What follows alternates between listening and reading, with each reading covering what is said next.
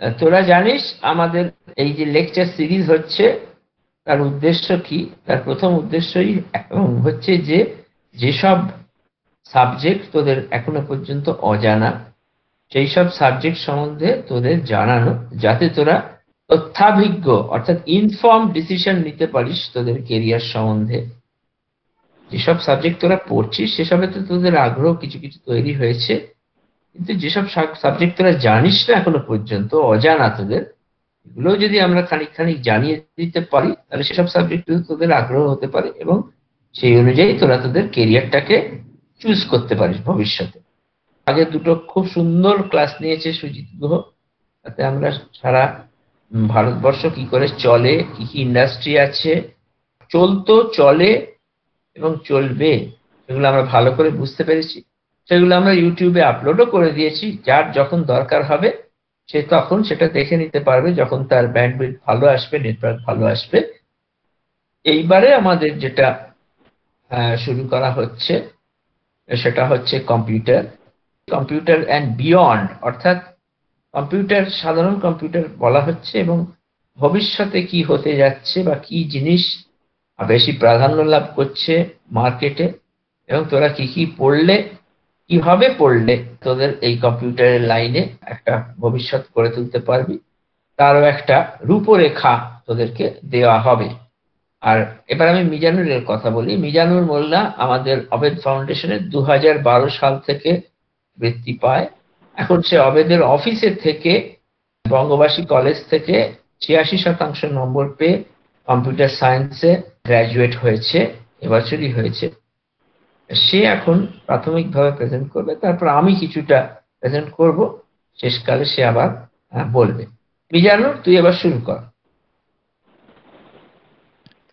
আজকে আমরা যেগুলো নিয়ে আলোচনা করব, কম্পিউটারে কিছু ইন্ট্রোডাকশন দেখব, কম্পিউটার কিভাবে কাজ করে, আর কম্পিউটারে ডিফারেন্ট ফিল্ডস সেগুলো সম্পর্কে সামান্যই ধারণা দেওয়া হবে।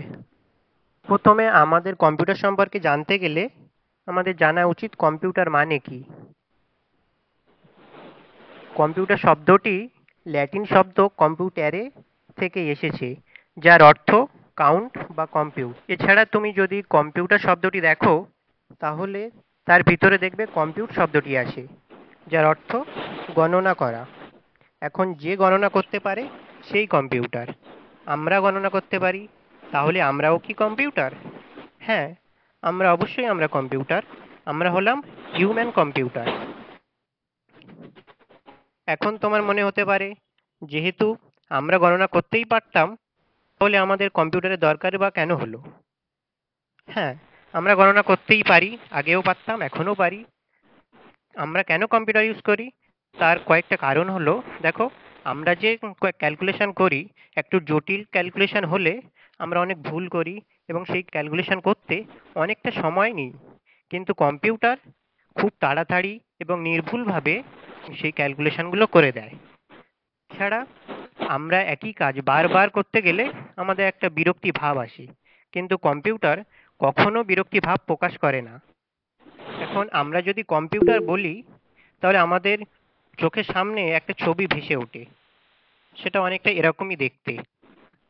একটা কম্পিউটার মানে একটা মনিটর থাকবে, তার পাশে একটা সিপিইউ থাকবে। এটা একটা সিপিইউর বক্স।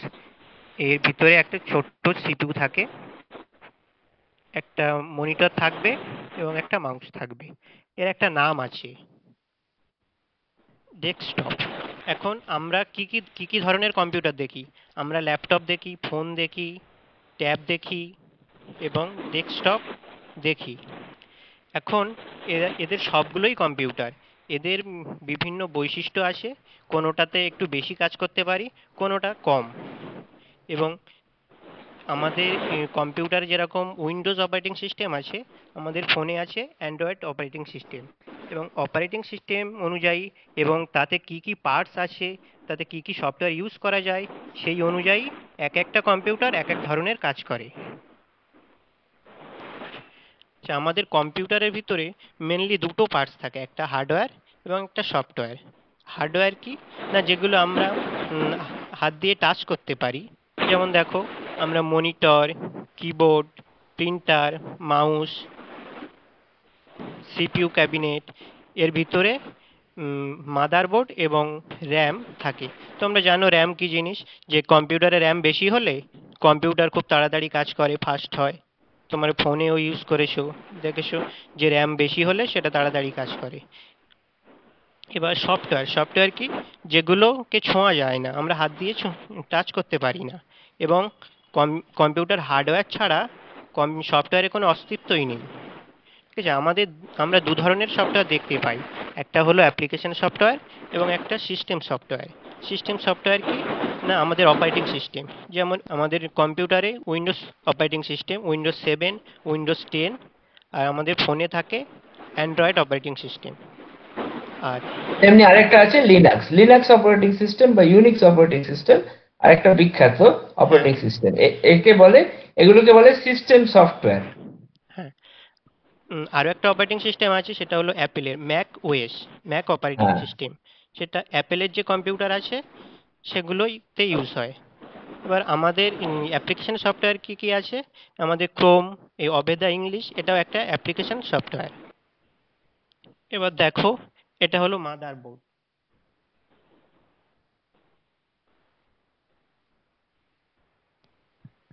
মাদারবোর্ড কি কাজ করে না, এটা একটা সিঙ্গেল প্ল্যাটফর্ম যেখানে কম্পিউটার সমস্ত পার্টসগুলোকে একটার সঙ্গে আরেকটা কানেক্ট করা থাকে। এইখানে দেখো, এই back back panel and IO connection, এইখানে আমরা মনিটর কানেক্ট করতে পারি, কিবোর্ড কানেক্ট করতে পারি, হেডফোন কানেক্ট করতে পারি। এছাড়া সব থেকে যেটা বেশি দরকার মানে কম্পিউটার চালানোর জন্য, যে আমাদের কারেন্ট লাগে কম্পিউটারের জন্য চালাতে গেলে, সেটা এইখানে কানেক্ট করা হয় একটা তার দিয়ে। এইখানে দেখো সিপিইউ সকেট বলে একটা লেখা আছে, এইখানে সিপিইউ থাকে। সিপিইউ কে কম্পিউটারের ব্রেন বলা হয়। এইখানে র্যাম থাকে। এছাড়া দেখো ডিফারেন্ট আইসি লাগানো আছে, আইসি থাকে, এখানে রম থাকে। ঠিক আছে, আমরা আরও অনেক পার্টস আছে, আমরা সবগুলো নিয়ে আলোচনা করছি না। আমরা মেনলি আলোচনা করব সিপিইউ, র্যাম এবং হার্ড ডিস্ক। হার্ড ডিস্কটা এখানে দেখা যাচ্ছে না, হ্যাঁ, কারণ হার্ড ডিস্কটা মাদারবোর্ডের মাদারবোর্ডের বাইরে বাইরে থাকে। থাকে। দেখো সিপিইউটা এরকমই দেখতে, আমাদের যেরকম ব্রেন ঠিক তেমনিভাবে কম্পিউটারের ব্রেন হলো সিপিইউ। এখন একটি সেন্ট্রাল প্রসেসিং ইউনিট। অ্যান্ড প্রসেসিংটা কি জিনিস, ধরো আমাকে কেউ একজন বলল তুই কি কাল স্কুলে যাবি, তাহলে আমি এই কথাটা শোনার পরে আমি ভাবলাম যে কাল আমার কোনো কাজ আছে কি না, কাল স্কুলে ভালো ক্লাস হবে কি না, সেটা ভাবার পরে আমি একটা হ্যাঁ বা না অ্যান্সার দিই। যে অ্যান্সারটা দিলাম সেটা হলো আউটপুট, আর যে আমাকে কোশ্চেনটা আমাকে জিজ্ঞেস করলো সেটা হলো ইনস্ট্রাকশন। এবার আমি যে ভাবলাম এটা হলো প্রসেসিং। আরও যদি সহজভাবে বলার চেষ্টা করি, দেখো আমরা রান্না করি যখন, আমরা বিভিন্ন সবজি এবং মশলাপাতি দিয়ে আমরা রান্না করি, পাই কি তরকারি। ঠিক আছে, এই রান্না করার যে প্রসেস সেটাকে বলে প্রসেস করা। ঠিক আছে, তাহলে আমি সবজি এবং বিভিন্ন মশলা দেওয়ার পরে প্রসেস করলে আমি তরকারি পাই। ঠিক সেরকমভাবে সিপিইউ প্রসেস করে, বিভিন্ন ডেটা ও রিসিভ করে, যেসব ইনপুট ডিভাইস আছে সেই সব ডিভাইস থেকে ইনপুটটা নেয় এবং সেটাকে প্রসেস করছে, প্রসেস করার পরে আমাদেরকে একটা আউটপুট দেখায়। ঠিক আছে, এছাড়াও সিপিইউ বিভিন্ন ক্যালকুলেশন করে, যেমন আমরা একটা যোগ বিয়োগ করতে দিলাম, সে ক্যালকুলেট করলো, করে অ্যান্সারটা দেখিয়ে দিল। আচ্ছা, আগে যে মাদারবোর্ডটা দেখেছিলাম ওখানে এই র্যামটা লাগানো ছিল না, এখানে দেখো লাগানো হয়েছে, এই হাত দিয়ে লাগাচ্ছে দেখো। আমাদের র্যাম কি কাজ করে, তোমরা জানো যে র্যাম বেশি হলে আমাদের ফোন বা কম্পিউটার খুব ফাস্ট হয়। তার কারণ যে সমস্ত ডেটা সিপিইউ লাগে মানে বারবার ইউজ করে, বা যেগুলো একটু পরেই দরকার সেগুলো সিপিইউ র্যামে রেখে দেয় এবং সেটাকে যখন দরকার তাড়াতাড়ি নিতে পারে, তার জন্য আমাদের কম্পিউটার ফাস্ট হয়। এটাকে শর্ট টার্ম মেমোরি হিসেবেও বিবেচনা করা হয়, কারণ কম্পিউটারকে যখন শাট ডাউন করা হয় র্যাম থেকে সমস্ত ডেটা চলে যায়। এরপরে হার্ড ডিস্ক, ফোনের যে মেমোরি কার্ড যেমন চিপ, সেটা হার্ড ডিস্ক, ফোনের হার্ড ডিস্ক। ঠিক সেরকমই কম্পিউটারে এরকম একটা হার্ড ডিস্ক থাকে, এখানে আমরা ডেটা রাখলে সেটা চলে যায় না, তাই এটাকে লং টার্ম মেমোরি বলা হয়। দেখো কম্পিউটার শুধু জিরো আর ওয়ান ছাড়া কিছুই বোঝে না, যে কম্পিউটার যে সিপিইউ আছে সে অনলি জিরো আর ওয়ান এই দুটোই বোঝে, এবং সেটা কারেন্টের মাধ্যমে বোঝে। আমরা যে কারেন্ট দিয়ে তো কম্পিউটার চালাই, সে যে আইসি থাকে তোমরা দেখেছো, যে মাদারবোর্ডে অনেক আইসি ছিল, সেটাতে একটা নির্দিষ্ট পরিমাণ আইসি কারেন্ট। মানে ইন্টিগ্রেটেড সার্কিট, মানে দেখবি অনেকগুলো তার যেন একসঙ্গে লাগানো আছে, এগুলোকে ইন্টিগ্রেটেড সার্কিট বলে। এই সার্কিট গুলো হচ্ছে একসঙ্গে হার্ডওয়্যার এবং সফটওয়্যার, একে বলে ফার্মওয়্যার। এই ফার্মওয়্যার গুলো সম্বন্ধে আমি একটু পরে বলছি। এগুলোর ভেতর দিয়ে যখন কারেন্ট পাস করে, যদি কিছুর ভেতর দিয়ে কারেন্ট পাস করে তাহলে সেগুলো ভ্যালুগুলো, মানে 5 ভোল্টের কারেন্ট যদি পাস করে তাহলে সেগুলোকে ভ্যালুগুলোকে এক হিসেবে কম্পিউটার গণ্য করে। আর যেসবের ভেতর দিয়ে, যেসব তারের ভেতর দিয়ে যায় না কারেন্ট, সেগুলোকে কম্পিউটার জিরো হিসেবে গণ্য করে। তার মানে কম্পিউটারের কাছে ওই আইসি গুলোতে, সেটা র্যামই হোক কি রমই হোক কি যাই হোক না কেন, সেইগুলো দীর্ঘ শুধু 0 আর 1 এর সিকোয়েন্স হয়, পর পর পর পর পর পর 0 আর 1 এর, ঠিক ছবিতে যেরকম দেখা যাচ্ছে সেই 0 আর 1 এর সিকোয়েন্স অনুযায়ী কিন্তু কম্পিউটার বুঝে নেয় যে ঠিক কি মানে করতে চাইছে এই পার্টিকুলার ইনস্ট্রাকশন বা নির্দেশটা। মোটামুটি ভাবে এই বোধহয় আমি যেন বোঝাতে চাইছি। হ্যাঁ, ঠিক বলেছি? হ্যাঁ, হুম। একদম হ্যাঁ। ঠিক আছে। হুম। তাহলে তুমি দেখলে যে কম্পিউটার 0 আর 1 ছাড়া কিছুই বোঝে না। তাহলে তোমার মনে হতে পারে যে আমরা কিবোর্ড থেকে ABCD যেগুলো টাইপ করি, তাহলে কম্পিউটার সেগুলো কিভাবে বোঝে? ঠিক। তাই মনে হতেই পারে। হ্যাঁ, কম্পিউটারে একটা সফটওয়্যার আছে যেগুলো এই যে ABCD তুমি যা প্রেস করছো, সেগুলো ও 0 আর 1-এ কনভার্ট করে নেয়। হ্যাঁ, কনভার্ট করে নিয়ে তারপরে ও বোঝে। একে বলে বাইনারি সিস্টেম। 0 আর 1, আমরা তো দশমিক সিস্টেমে অভ্যস্ত, ডেসিমাল সিস্টেমে সেটাতে 0 থেকে 9 অব্দি আছে। কম্পিউটারের কাছে কিন্তু 0 থেকে 9 অব্দি নেই, তার কাছে আছে শুধু 0 আর 1। অতএব এটাকে বলে বাইনারি, মানে দুটো। দশমিকের যেমন 10টা, এখানে তেমন দুটো, তাই বাইনারি, 0 আর 1। দেখো, আমি এখান থেকে আমি একটু বলতে চাইছি, এখন এই কম্পিউটার মানুষের বুদ্ধিতে এলো কি করে, যে একটা যন্ত্র যেটা কাজ করবে, সেটা আমরা যেভাবে কাজ করি ঠিক সেইভাবেই কম্পিউটারকে ভাবা হয়েছিল। আমাদের যন্ত্র অনেক বেশি জটিল, আমাদের সিস্টেম অনেক বেশি জটিল, তার কাজও অনেক রকমের বেশি কাজ করে, কিন্তু মোটামুটি ভাবে তার যা কার্য পদ্ধতি খুব ছোট করে ভাবলে সেইগুলোই ঠিক কম্পিউটারে আমরা প্রয়োগ করবার চেষ্টা করেছি। সুতরাং দেয়ার আর সিমিলারিটিস, অর্থাৎ সাদৃশ্য আছে আমরা যেভাবে কাজ করি আর কম্পিউটার যেভাবে কাজ করে। তোরা যদি দেখিস যে আমাদের কি কি ইনপুট অর্গান আছে, তোরা কি জানিস কিনা জানি না, আমাদের 5টা জ্ঞানেন্দ্রিয় আর 5টা কর্মেন্দ্রিয় আছে। কিছু কিছু জিনিসে আমাদের জ্ঞান হয়, আর কিছু কিছু জিনিসে আমাদের কর্ম হয়। আর কিছু কিছু জিনিস আছে যেটাতে জ্ঞানও হয় কর্মও হয়।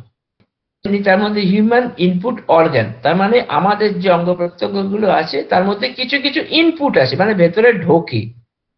তার মধ্যে এক আই আছে, কান আছে, কান দিয়ে তার আমরা বার করতে পারি না, কান শুধু ঢোকে। তারপরে নোজ আছে, নোজ দিয়ে অবশ্য আমরা বারও করতে পারি। সুতরাং এটা জ্ঞানেন্দ্রিয় বটে, কর্মেন্দ্রিয় বটে, যাই হোক। আর হচ্ছে টাং। টাং হচ্ছে কি, জিভ দিয়ে আমরা গ্রহণ করি। আর স্কিন, এগুলো হচ্ছে আমাদের হিউম্যান অর্গান সিস্টেম। ঠিক তেমনি কম্পিউটারেরও কিছু ইনপুট ডিভাইস আছে, অর্থাৎ কিছু কিছু যন্ত্র আছে বা অঙ্গ প্রত্যঙ্গ আছে যেগুলো কম্পিউটার নিজে নিজে ব্যবহার করতে পারে, বা যেগুলো নিজে ব্যবহার করতে পারে না, তার মাধ্যমে ইনপুট গুলো যায়। সেগুলো হচ্ছে কিবোর্ড, মাউস বা লাইট পেন, পেন ব্যবহার করা যায়। বা তোরা যদি ভিডিও গেম খেলিস দেখবি জয়স্টিক্স আছে বা অন্যান্য যন্ত্র আছে। মাইক্রোফোন আছে, যার থ্রু দিয়ে তোরা এখন শুনছিস, তারপরে বা কথা বলছিস। গ্রাফিক ট্যাবলেট আছে, সেসব আছে। ক্যামেরা আছে, স্ক্যানার আছে, এগুলো সমস্ত হচ্ছে চোখের মতো, ক্যামেরা হচ্ছে চোখের মতো। আউটপুট ডিভাইস হচ্ছে মনিটর, কম্পিউটারের output device monitor. Printer, monitor, এগুলো হচ্ছে সব মাইক্রোফোন। স্পিকার, এগুলো হচ্ছে সব কম্পিউটারের আউটপুট ডিভাইস।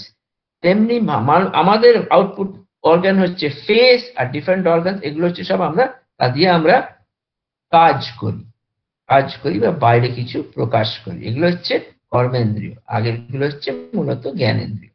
এবারে আমরা বলবো যে আচ্ছা কিভাবে ঠিক কম্পিউটার কাজ করে।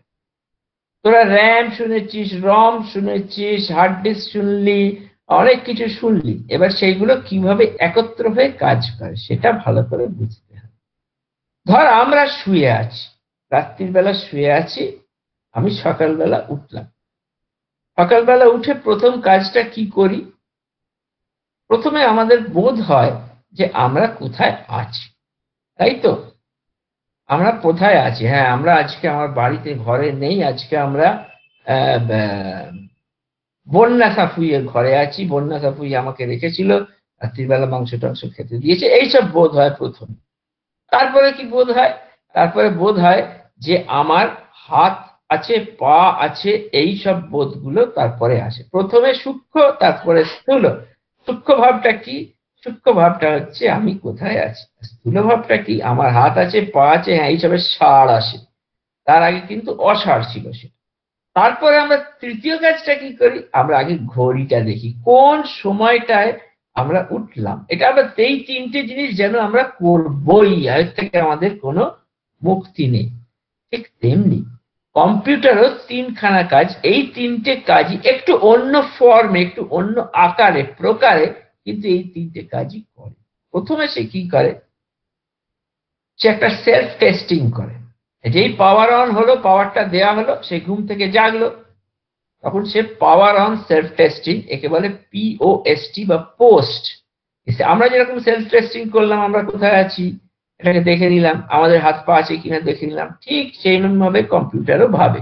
অর্থাৎ তার ভেতরে আমরাও যেরকম ঘুমোলে আমাদের কি বুদ্ধি শুদ্ধি চলে যায়, স্মৃতি চলে যায়? না, চলে যায় না, আমাদের স্মৃতি থাকে।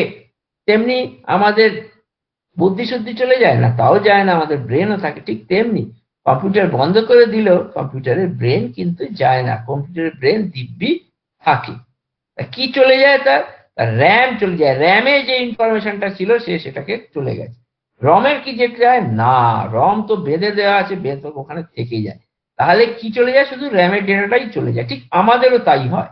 আমরা যখন ঘুমিয়ে পড়ি তখন আমাদের এই যে মেমারিটা ঘুমিয়ে থাকে এবং কিছু কিছু জিনিস আমরা ভুলে যাই। যেমন আজকে আমি কি করেছিলাম, পরশু আমি কি করেছিলাম, এইসব জিনিসগুলো খুঁটিনাটি অপ্রয়োজনীয় জিনিস আমরা ভুলে যাই। ঠিক র্যামের তেমনি ডেটা উড়ে যায়। এবারে কি বলি যে কম্পিউটার যে প্রথম তিনটে কাজ বললাম আমি মানুষ করে, সেগুলো কিভাবে করে? যেই পাওয়ার অন করা হলো, সঙ্গে সঙ্গে একটা সেলফ টেস্টিং হয়, একে বললাম আমি post, POST, power on self test. এই সেলফ টেস্টে কি করে এবারে বলি।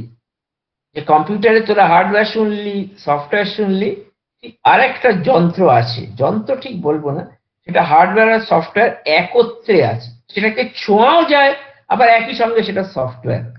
সেটা কি? সেটাকে বলে, তোরা যে আগে দেখলি না, সেটাকে বলে রম। এই রমের একটা অংশ হচ্ছে EEPROM। EEPROM মানে ইলেকট্রিক্যালি ইরেজেবল প্রোগ্রামেবল রম। বেশিরভাগ আমরা কি ভাবি, রমটাকে তো ওঠানো যায় না, রিড অনলি মেমোরি, তাকে আমরা রিড করছি। কিন্তু ইলেকট্রিক্যালি এগুলোকে ওঠানো যায়, যদি আল্ট্রাভায়োলেট রে দিয়ে ওটাকে চেঞ্জ করা যায়, সেটা খুব প্রয়োজনে লাগে। কিন্তু এই EEPROM এর ভেতরে ওইসব ইন্টিগ্রেটেড সার্কিট দেবী, তার তার তার তার ছোট ছোট ছোট ছোট তার দেওয়া আছে। সেগুলোর ভেতর দিয়ে কারেন্ট, যখন যখন power on self testing, power on করা হলো, তার ভেতর দিয়ে কারেন্ট যায়, গিয়ে তার ভেতরে যে সফটওয়্যার আছে সেটা সজীব হয়ে ওঠে, সেটা অ্যাক্টিভেটেড হয়। সেইটাতে কি আছে? তাকে বলে bias, basic input output system. এই যে সফটওয়্যারটা তাকে বলে বায়োস। সেই বায়োসটা কি করে তখন? EEPROM এর ভেতরে, EEPROM মানে এক ধরনের রমই, এটাকে ফ্ল্যাশ মেমোরিও বলে, তার ভেতরে এই বায়োসটা থাকে। এই বায়োসের কাজ কি? বায়োস প্রথমে করে কি, ও প্রত্যেকটা, যে নিজে জেগে উঠলো, তার মানে তার নিজের চৈতন্য, এই যেন কম্পিউটারটা জাগলো, তার চৈতন্য ফিরলো, সে তার চৈতন্য নিয়ে জেগে উঠলো, সে কোথায় আছে বুঝতে পারলো, আচ্ছা আমি জাগলাম। এবারে সে প্রত্যেকটাই, বায়োসের কাজ হচ্ছে প্রত্যেকটা তার ডিভাইস আছে কম্পিউটারের, এই যে ইনপুট, কম্পিউটারের যা যা আউটপুট, যেগুলো সে দেখতে পাচ্ছে বা ফিল করতে পাচ্ছে, সেগুলোতে প্রত্যেকটা একটা করে সিগন্যাল পাঠায়। ঠিক আমরা যেরকম হাত পাকে আমরা বোঝবার চেষ্টা করি, তেমনি সব আমরা হাত পা গুলোকে টক টক টক টক টক টক বোঝবার চেষ্টা করি, তেমনি আছে কি, হ্যাঁ ঠিক আছে, দুটো পা নিয়ে ঘুমিয়েছিলাম, দুটো পাই আছে, দুটো হাত নিয়ে ঘুমিয়েছিলাম, দুটো হাত, ঠিক এখানেও তাই করে। দেখবি যখন পাওয়ার অন করা হয় দেখবি চটপট চটপট, যদি কম্পিউটার দেখিস দেখবি কম্পিউটার সিপিইউ বক্সটার পেছনে দেখবি সব আলো জ্বলে উঠছে, পরপর পরপর আলো জ্বলে উঠছে। ওই আলোটাই হচ্ছে পাওয়ার অন সেলফ টেস্টের নিদর্শন বা প্রতীক। এইটাতে যেই আলো জ্বলে উঠবে সঙ্গে সঙ্গে বায়োস বুঝতে পারবে, ইপ্রমের ভেতরের বায়োস বুঝতে পারবে যে হ্যাঁ এই ডিভাইসটা, এই ইনপুট ডিভাইসটা বা এই আউটপুট ডিভাইসটা ঠিক আছে। যখনই আলো জ্বলবে না তখনই বায়োস বলবে এই তোমার মেমারি নেই, দেখবি এমনি পাটি কালোর উপর সাদা দিয়ে লিখে দেবে তোমার মেমারি কার্ডটা কিন্তু নেই, হয় সেটাকে মিসপ্লেস হয়েছে বা ঠিক করে ঢোকানো হয়নি, বা ওটা নেই আদৌ, তুমি ভালো করে ওটা ঢুকিয়ে দাও, তা নইলে আমি কাজ করতে পারবো না। তারপর তুমি র্যামটা সব খুললে টুললে র্যামটা ঢোকালে, তখন ও বললো হ্যাঁ এবার ঠিক আছে, খুব দিব্যি কাজ করছে। ঠিক এবার এবার তারপরে তৃতীয় কাজটা আমরা কি করি, আমরা ঘড়িটা দেখি। ঠিক কম্পিউটারও তাই হয়, ঘড়ি কিন্তু একটা, ওর ভেতরে একটা ঘড়ি থাকে, ওকে বলে সিস্টেম ক্লক। আমাদের শরীরেও কতগুলো ঘড়ি আছে, কি কি ঘড়ি আছে বল দেখিনি। আমাদের শরীরের ভেতরে একটা ঘড়ি আছে, আমরা শুধু বাইরের ঘড়িটা রেখে ভেতরের ঘড়িটাকে মিলিয়ে নিই। কেন? ভেতরের ঘড়িটা কি, ভেতরে কিন্তু অনেকগুলো ঘড়ি আছে, তার মধ্যে একটা ঘড়ির কথা বলছি। আমাদের যে হার্ট চলে, হৃদয়, ধুকপুক ধুকপুক চলে, সে কারও তোয়াক্কা করে না, ব্রেনেরও তোয়াক্কা করে না, সে এমনি চলে। এটা হচ্ছে অটোমেটিক একটা জিনিস, স্বয়ংক্রিয় জিনিস, সব থেকে সব বড় স্বয়ংক্রিয় জিনিস হচ্ছে হার্ট। এই হার্টের একটা নির্দিষ্ট গতি আছে, এটা হচ্ছে একটা ক্লক, এটা একটা ঘড়ি। কিন্তু সেই ঘড়ি কিন্তু যথেষ্ট নয় আমাদের হজম করা। এই জন্য আমাদের খিদে ঠিক 4 ঘন্টা পরে পরে আমাদের খিদে পায়, কেন? কেউ হয়তো 5 ঘন্টা পরে পায়, সেটা আরেকটা ক্লক। এরকম আরো অনেকগুলো ক্লক আমাদের ভেতরে আছে। আর একটা আছে মাস্টার ক্লক, যেটা মাথায় আছে। ঠিক তেমনি এই যে মাথার ক্লকটা, এই যে মাথার ক্লকটা, এটা হচ্ছে সেন্ট্রাল প্রসেসিং ইউনিটের ভেতর দিয়ে যখন কারেন্ট যায়, এই পালস গুলোকে, এই যে পালস, একটা চৌকো চৌকো পালস যায়, এই পালস গুলো হচ্ছে তার ক্লকটাকে তৈরি করছে। যেমন আমরা হৃৎপিণ্ডের ধাপে ধাপে, হৃৎপিণ্ডে যখন চলে আমাদের, বা সূর্য যখন ওঠে আকাশে, তার তালে তালে আমরা কিছু কাজ করি, সূর্য করাচ্ছে, বা সূর্য না থাকলে আমরা চলতেই পারবো না। ঠিক তেমনি এখানেও এই পালসের তালে তালে সমস্ত কম্পিউটারের কাজ হয়, সেটা হচ্ছে তার ক্লক। এই ক্লকের মতো করে সেই জন্য চলে। এই জন্য আমরা যে ঘড়িটা দেখলাম, এখানেও সেই ক্লকের তালে তালে তালে তালে প্রত্যেকটা, যেই কারেন্ট আসছে বিভিন্ন জায়গায় ছড়িয়ে পড়ছে, আমাদের শরীরেও এরকম কারেন্ট আছে এবং এরকম ভাবে কারেন্ট গুলো ছড়িয়ে পড়ে, তাই না? আমাদেরও অ্যাক্সন আছে, ডেনড্রন আছে, সিন্যাপস আছে, তার ভেতর দিয়ে ইলেকট্রিক্যাল কারেন্ট যায়। কম্পিউটারের তো শর্ট সার্কিট হতে পারে। আমাদের শরীর এত কমপ্লিকেটেড এবং প্রকৃতির সৃষ্টি বলে, যুগ যুগ ধরে টেস্টেড বলে, তার ভেতরে কিন্তু শর্ট সার্কিট হয় না। আমাদের ভেতরেও কারেন্ট আছে, কিন্তু সেটাতে শর্ট সার্কিট হয় না। যাই হোক, যে কথা বলছিলাম, যে আমাদের ভেতরেও যেমন বিদ্যুৎ বেগে কারেন্ট যেতে পারে মাথার ভেতরে, ঠিক তেমনি সিপিইউ এর ভেতরেও কারেন্টটা বিদ্যুৎ বেগে যেতে পারে। এবার এই তিনটে কাজ তো হলো, এই তিনটে কাজ করলো, করে সব দেখে টেকে নিল, সবকিছু আছে। এবারে তো আমাকে উঠতে হবে, উঠে কোথায় যেতে হবে? উঠে আমাকে বেসিক কিছু কাজ আমাকে করতেই হবে। তার মধ্যে কি আছে বলো দেখিনি? আমাকে খেতে হবে, আমাকে খেতে হবে, আমাকে প্রাতঃকৃত্য করতে হবে, এগুলো সব আমার কাজ আছে। কিন্তু আসলে ভেতরে ভেতরে কিন্তু একটা অন্য কাজ চলছে, যেটা তোমাকে হজম করাচ্ছে, যেটা তোমার এক্সক্রিটা, যেটা রেচন পদার্থ বার করে দিচ্ছে, সেটা কিন্তু একটা আলাদা, সেটা হচ্ছে অপারেটিং সিস্টেম, অর্থাৎ শরীরকে যেটা চালায়। ঠিক তেমনি কম্পিউটারকে চালায় অপারেটিং সিস্টেম। এবারে যখন পাওয়ার অন সেলফ টেস্ট হলো, সব ডিভাইস গুলো সব ঠিকঠাক আছে দেখা গেল, তখন বায়োস করলো কি, বায়োস মানে যে সফটওয়্যারটা ইপ্রম এর ভেতরে আছে, সে দেখে নিল হ্যাঁ বাবা সব ঠিকঠাক আছে, এবার আমি আমার নিয়ন্ত্রণটা ছেড়ে দিই, ছেড়ে দিয়ে আমি অপারেটিং সিস্টেমের হাতে দিই। ঠিক আমাদেরও তাই হয়। আমরা যে চৈতন্য এলো, আমরা সব দেখে নিলাম সব ঠিক আছে, এবারে আমাদের অপারেটিং সিস্টেম কি, আমরা উঠতে শুরু করি, হাঁটতে শুরু করি, যেতে শুরু করি, খেতে শুরু করি, এগুলো সমস্ত হচ্ছে আমাদের অপারেটিং সিস্টেমের পার্ট। বোঝা গেছে? এর মধ্যে অসুবিধে কিছু নেই। অপারেটিং সিস্টেমের কাজ কি? কম্পিউটার অপারেটিং সিস্টেমের কাজ মূলত দুটো, খুব সহজভাবে বললে, আরো অনেক কাজ আছে কিন্তু দুটো। এক কি কাজ? যে বিপুল, যে তুমি যে প্রচন্ড কাজ তাকে করাচ্ছ, কম্পিউটারটাকে হয়তো এক্সেল দিয়ে করাচ্ছ, কি হোয়াটসঅ্যাপ দিয়ে করাচ্ছ, কি ফেসবুক দিয়ে করাচ্ছ, কি অ্যাপ্লিকেশন সফটওয়্যার দিয়ে করাচ্ছ, এগুলো কাজ কিন্তু ভেতরে ভেতরে করছে অপারেটিং সিস্টেম, অন্য কেউ নয়। সেই অপারেটিং সিস্টেম যখন কাজগুলো করছে, সে তখন সেটাকে বুঝে নিচ্ছে যে তুমি ঠিক কি বলতে চাইছো, সে সেটাকে 0 1-এ ট্রান্সফার করে নিচ্ছে, করে নিয়ে তারপর সিপিইউ কে বলছে এই যে তুমি এই ক্যালকুলেশনটা করো, এই ক্যালকুলেশনটা তোমাকে করতে হবে। সিপিইউ অন্ধের মতো, খানিকটা অন্ধের মতো সে কাজটা করে যায়, যদিও সে ব্রেন, কিন্তু সে তার পুরোটা ব্রেন সে না, সে হচ্ছে কাজটা খানিকটা করতে পারে। এটার সঙ্গে কিন্তু একটা লজিক্যাল ইউনিট আছে, সেই লজিক্যাল ইউনিটকে অ্যারিথমেটিক লজিক ইউনিট বলে। সেইটার সঙ্গে সে ওটাকে বুঝে নিয়ে এবার অপারেটিং সিস্টেমকে কাজটা ফেরত দিচ্ছে। এবং এই সিপিইউ যখন কাজ করছে, তাকে তার সঙ্গীকে র্যান্ডম অ্যাক্সেস মেমোরি বা র্যাম, তার মানে অপারেটিং সিস্টেমকে আমি কাজটা দিয়ে দিচ্ছি, আমার অ্যাপ্লিকেশন সফটওয়্যার যেগুলো আছে, অবেদা ইংলিশ বলো বা অ্যাপ্লিকেশনের এক্সেল বলো, হোয়াটসঅ্যাপ বলো, যাই বলো, সে তখন বলছে তুমি ভাই একটা কাজ করে দাও। অপারেটিং সিস্টেম বলছে, সে চালাচালি করছে, চালিয়ে বলছে যে তুমি এই কাজটা করে দাও। সেন্ট্রাল প্রসেসিং ইউনিট করলো, করে সেইটা র্যামে রাখলো, কিছু কিছু কাজ সে হার্ড ডিস্কে তুলে রাখলো। এটা হচ্ছে লং টার্ম মেমোরি, যাতে ভবিষ্যতে আবার দরকার হলে বার করা যায়।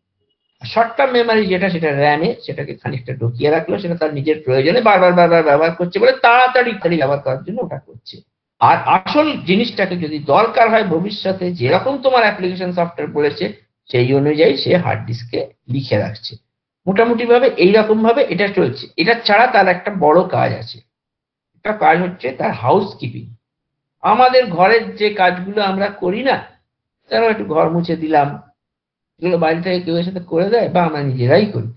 তাহলে সেই যখন সেই কাজগুলোতে হাউস কিপিং, ধরো তোমার হার্ড ডিস্ক আছে, হার্ড ডিস্কের ভেতরে কিভাবে তোমার ডেটাটা, তথ্যটাকে রাখা হবে, কিভাবে একটু ঝাঁকিয়ে দিলে ঠিক ঠিক ঠিক ঠিক করে ডেটাটা সাজিয়ে গুছিয়ে থাকবে, এই কাজগুলো সে কিন্তু তোমার অ্যাপ্লিকেশন সফটওয়্যারে তুমি কি বললে বা না বললে ব্যতি রেখে সে নিজেই নিজের মতো করে যায়। এছাড়া তার আরেকটা বড় কাজ হচ্ছে যে তুমি যে ইনফরমেশনটা চাইছো এটাকে প্রত্যেকটা ডিভাইসে ডিভাইস ড্রাইভারের মাধ্যমে, অপারেটিং সিস্টেমের একটা অংশ হচ্ছে ডিভাইস ড্রাইভার, অর্থাৎ বিভিন্ন ডিভাইসকে যেভাবে চালাতে হবে সেটা অপারেটিং সিস্টেম জানে। এবারে সেই ডিভাইস সিস্টেম, যে ডিভাইস ড্রাইভারের মাধ্যমে সেগুলোকে করে, এগুলো হচ্ছে তার নিজস্ব সফটওয়্যার অপারেটিং সিস্টেমের ভেতরে যেগুলো অবস্থিত, সেইগুলো দিয়ে সে এবার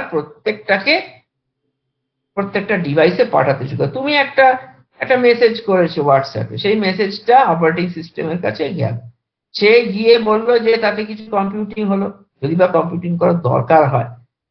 হোয়াটসঅ্যাপে ফেসবুকে অত কিছু কম্পিউট করার দরকার হয় না, কিন্তু ধরো তুমি একটা এক্সেলে কিছু কম্পিউট করতে দিয়েছো, সেটা কম্পিউট করলো, করে তো আবার এক্সেলে সেটাকে ফেরত আনতে হবে, দিয়ে তাকে তো যেটা মনিটরে দেখাতে হবে। মনিটরটা হচ্ছে সেই ডিভাইস, আর সেই ডিভাইস ড্রাইভার দিয়ে তার মনিটরের যে জন্য যে নির্দিষ্ট ডিভাইস ড্রাইভার আছে, সেই ডিভাইস ড্রাইভারে অপারেটিং সিস্টেম জিনিসটাকে পুশ করে দিল, এবং ওই ডিভাইস ড্রাইভারের কাজ হলো সেটা গিয়ে মনিটরে তোমাকে দেখানো। মোটামুটি ভাবে এইভাবে অপারেটিং সিস্টেম কাজ করতে শুরু করে।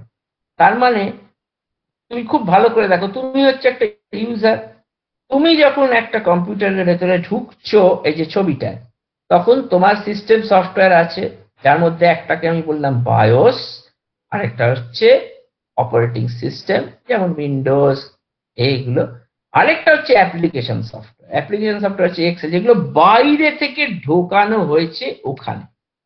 এখন বাইরে থেকে ঢোকানো হয়েছে মানে এটা কি? মানে কম্পিউটারের ভেতর ঢুকিয়ে দেয়। আমাদের ক্ষেত্রে এটা কি, মানুষের ক্ষেত্রে এটা কি? এটা হচ্ছে জ্ঞান বা নলেজ। তুমি এই যে পড়ছো, পড়ে মুখস্থ করছো, মুখস্থ করে তুমি দিয়ে দিচ্ছ, যতক্ষণ তুমি মুখস্থ করছো, একটা বই পড়ছো, তারপরে ভুলে যাচ্ছ, পরীক্ষায় নম্বর পাচ্ছ, ততক্ষণ সেটা নলেজ নয়। ততক্ষণ যেন সেই অ্যাপ্লিকেশন সফটওয়্যারটা, এক্সেলটা তোমার কম্পিউটারে শুধুমাত্র রয়েছে। কিন্তু তুমি যখন সেটাকে ব্যবহার করছো, নলেজটাকে বা তোমার সেই মুখস্থ যেটাকে করেছো সেটা লোকের সঙ্গে আলোচনা করছো, তখন সেটা আস্তে আস্তে নলেজ হয়ে যাচ্ছে।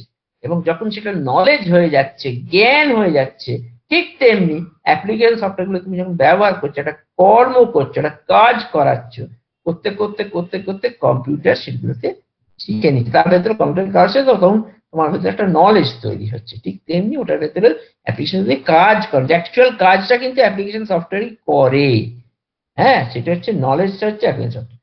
মাইন্ডটা তাহলে কি? মনটা কি? ব্রেন যদি হয় কম্পিউটার, তাহলে মাইন্ডটা কি? মাইন্ড হচ্ছে সবকিছু মিলিয়েই মাইন্ডটা। মাইন্ড হচ্ছে যেটা চালা, মানে অপারেটিং সিস্টেম হচ্ছে মূলত মাইন্ড, মন। এখান থেকে ওখান থেকে জিনিসে নিয়ে যাচ্ছে, পুরো জিনিসটাকে চালাচ্ছে, এটা হচ্ছে মাইন্ড। ব্রেন আর মাইন্ডের সামান্য একটু তফাৎ করা হয়েছে, এবং মূলত ফিজিওলজিস্ট যারা, তারাও ব্রেন অ্যান্ড মাইন্ডের, বা সাইকোলজিস্ট যারা, তারাও ব্রেন অ্যান্ড মাইন্ডকে আলাদা করে। এবার একটা খুব সুন্দর জিনিস আছে এর ভেতরে, সেটা হচ্ছে র্যামের ব্যাপারটা দেখো। আচ্ছা, তোরা কি জানিস যে এই যে র্যান্ডম অ্যাক্সেস মেমরি আর হার্ড ডিস্ক, এ দুটোর মধ্যে সম্পর্ক কি? দেখ, আমরা যখন চিন্তা করি, অনেক লোককে তুই দেখবি বুড়ো হয়ে গেছে, বয়স হয়ে গেছে, তাদেরকে তুই যদি জিজ্ঞেস করিস আজকে সকালে তুমি কি খেয়েছো দুপুরে, বলতে পারবে? বলতে পারবে না। অথচ দেখবি 50-60 বছর আগেকার ফোন নাম্বার, নিজের ফোন নাম্বার শুধু না, বন্ধুদের ফোন নাম্বার তার দিব্যি মনে আছে। এটা কেন হয়? কারণ মানুষের দু ধরনের মেমারি থাকে, একটা হচ্ছে শর্ট টার্ম মেমারি, আর একটা হচ্ছে long term memory. Short term মেমোরিতে কি থাকে? শর্ট টার্ম মেমোরিতে আজকে কি খেয়েছি সেগুলো থাকে, আজকে কি খেয়েছি, আজকে কি করেছি, অমুক লোকে ওখানে যাবে, আজকে তো অমুক লোক এলো না, এইসব জিনিস। আর লং টার্ম মেমোরিতে হচ্ছে যেগুলো খুব প্রয়োজনীয়, মন বা মস্তিষ্ক যেগুলোকে মনে করে খুব প্রয়োজনীয় জিনিস, এগুলোকে লং টার্মে ঢুকিয়ে রাখে। তাহলে শর্ট টার্ম মেমোরি থেকে লং টার্ম মেমোরিতে কখন ঢোকানো হয়? যখন আমরা ঘুমোই। আমরা যখন ঘুমোই, তখন এই শর্ট টার্ম মেমোরি থেকে লং টার্ম মেমোরিতে ঢুকিয়ে রাখা হয়। সেই জন্য যেসব বুড়ো লোক দেখবি এখনকার কথা মনে করতে পারছে না, কিন্তু পুরোনো দিনের কথা মনে করতে পারছে, জিজ্ঞেস করবি তুই, নিশ্চিত দেখবি এদের রাত্রিরে ভালো ঘুম হয় না। সেই জন্য শর্ট টার্ম মেমোরি থেকে ইনফরমেশন লং টার্ম মেমোরিতে যায় না। ঠিক তেমনি এখানে কম্পিউটারের ক্ষেত্রে একই কাণ্ড হয়। কি কাণ্ড হয়?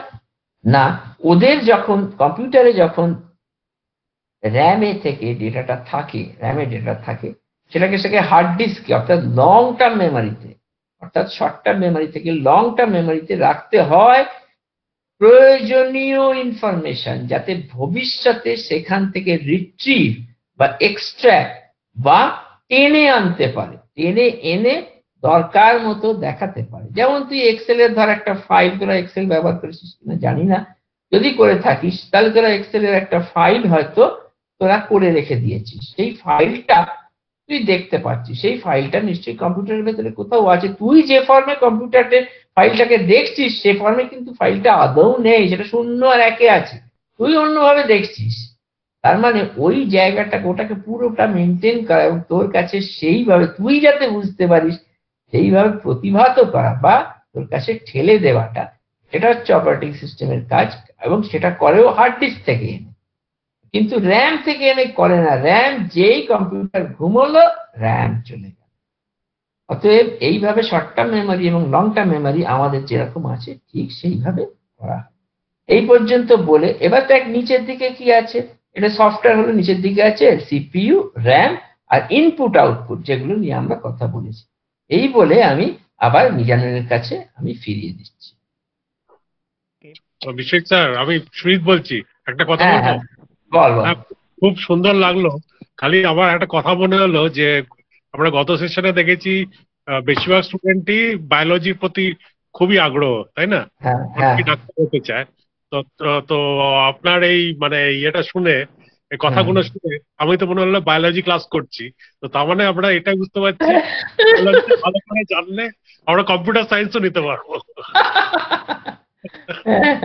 হ্যাঁ, ঠিক আছে, এবার মিজানুর বল। হ্যাঁ, হুম, স্যার খুব সুন্দরভাবে বুঝিয়ে দিল যে কম্পিউটার কিভাবে কাজ করি। এবার হুম, এবার আমরা দেখব কম্পিউটার সায়েন্স পড়তে গেলে আমাদের কি কি কোর্স, মানে কম্পিউটার সায়েন্সের জন্য কি কি কোর্স হয়? না, এবং প্রথমত একটা কথা মিজানুর বলতে হবে যে কম্পিউটারে কি কি কাজ হয় সেই জিনিস অনুযায়ী আমরা চারটেকে ভাগ করি, যেগুলোকে ফিল্ড বা ক্ষেত্র। তার মধ্যে একটা হচ্ছে কম্পিউটার সায়েন্স, অর্থাৎ যেটাতে সায়েন্স রিলেটেড জিনিস, যেখানে একটা কিছু আবিষ্কার করার ব্যাপার আছে বা জটিল জিনিস আছে যেটাকে বুঝতে হয়। প্রত্যেকটা জিনিস যেভাবে কাজ করে, এটা শুধু অ্যাপ্লিকেশন সফটওয়্যার নয়, অপারেটিং সিস্টেম কিভাবে কাজ করে বুঝতে হয়। হ্যাঁ, সেইগুলোর জন্য আমাদের কম্পিউটার সায়েন্স পড়তে হয়। সেইটা একটুখানি জটিল জিনিস, সেটা সেটা পড়বার জন্য এবার কি করতে হয় মিজানুর বলবে। এবার তারপরে একটা আছে কম্পিউটার অ্যাপ্লিকেশন, অর্থাৎ সফটওয়্যার কি করে লিখতে হয়। এই যে অ্যাপ্লিকেশন সফটওয়্যার গুলো বললাম, সেটা কম্পিউটার অ্যাপ্লিকেশন পড়লে কম্পিউটারের যে যে অ্যাপ্লিকেশনের এরিয়া আছে, যেমন তুই একটা এক্সেল হয়তো তুই একদিন লিখতে পারবি।